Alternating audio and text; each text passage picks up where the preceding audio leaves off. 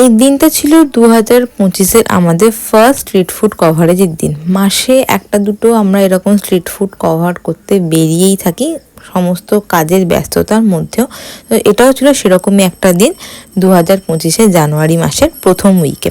তো আমরা গিয়েছিলাম স্প্ল্যানেডের খালসা রেস্টুরেন্টে, এবং এটা যে এতটা ভালো হবে সত্যি কথা বলতে আমার কোনো আশাই ছিল না। ঘন দুধের চা থেকে শুরু করে একদম মালাইদার লাস্সি, এছাড়াও ননভেজ আইটেমগুলো তো অসাধারণ। এতদিন ধরে স্প্ল্যানেড আসছি, এই রেস্টুরেন্টটা মানে চোখে পড়লেও কোনোদিন ট্রাই করে ওঠা হয়নি। সোশ্যাল মিডিয়া দৌলতে এটি কদিন ধরে বেশ ট্রেন্ডিংয়ের ছিল, সেই দিকে আমরাও চলে গেলাম। আর 5টা ট্রেন্ডিং জায়গার থেকে এটায় খাবারের কোয়ালিটি থেকে শুরু করে প্রাইস সব কিছুই বেশ ভালো ছিল। এরপর আমরা চলে গিয়েছিলাম মেট ক্যাফলে, এবং সেখানে গিয়েই ঘটলো এক বিপত্তি। কারণ এখানে ভিডিও করা একেবারেই অ্যালাউ নয়। তাও লুকিয়ে লুকিয়ে একটু ভিডিও বানিয়েছিলাম, কিন্তু তারপর বেশ রিস্ক মনে হলো, ওই জন্য আর ভিডিও বানালাম না। ফটোগুলো আমি অ্যাটাচ করে দিয়েছি। একেবারে দারুণ ফটোজেনিক একটা জায়গা, অবশ্যই তোমরা গিয়ে ফটো তুলতেই পারো, বাট ভিডিওগ্রাফি কোনোভাবেই অ্যালাউ নয়।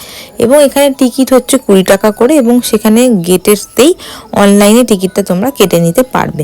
এবং ওভারঅল জায়গাটা খুব সুন্দর, পটারি, আর্কিওলজি, আর্কিটেকচার, কলকাতার কালচার, ইন্ডিয়ান কালচার, আর্ট যারা পছন্দ করো অবশ্যই এই জায়গাটা ভিজিট করতে পারো। কলকাতা এবং তথাপি বাংলাকে এত সুন্দরভাবে তুলে ধরেছে কিন্তু এই মেট ক্যাফলে। এরপর গঙ্গার পাড়ে 3 কাপ চা খেয়ে আমরা বাড়ি চলে এলাম। আজকের মতো